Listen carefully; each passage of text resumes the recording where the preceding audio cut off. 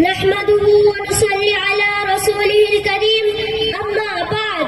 সম্মানীয় উপস্থিতি, উলামায়ে কেরাম, সুদক্ষ বিচারক মণ্ডলী এবং বাংলার বিভিন্ন প্রান্ত থেকে আগত আমার দিনী ভাতৃবৃন্দ, সকলকে সালাম ও শুভেচ্ছা জানাই। আজকে এই মহতি প্রোগ্রামে আমার বক্তব্যের বিষয় হলো ইসলামী সভ্যতা ও সংস্কৃতি। প্রিয় শ্রোতা মণ্ডলী, ইসলাম ধর্ম সর্বকালের সর্বশ্রেষ্ঠ এক ধর্ম, যার মাঝে রয়েছে বিশ্ব মানবতার জন্য এক পূর্ণ ও সত্য জীবন ব্যবস্থা। ইসলামী সভ্যতা সম্পর্কে জানতে ও বুঝতে হলে আমাদেরকে জানতে হবে তথাকথিত সভ্যতাকে। সভ্যতায় আখ্যায়িত করার ক্ষেত্রে কয়েকটি বিষয় বিবেচনায় আনা হয়। মৌলিকভাবে তা হলো জনতার অধিকার, নিরাপত্তা সুনিশ্চিত হওয়া ও দারিদ্রতার মুক্ত হওয়া, সন্ত্রাস ও দুর্নীতি দমনে দেশ ও জাতির সহযোগিতার দৃষ্টিভঙ্গি এক থাকা, সবচেয়ে গুরুত্বপূর্ণ হচ্ছে নীতি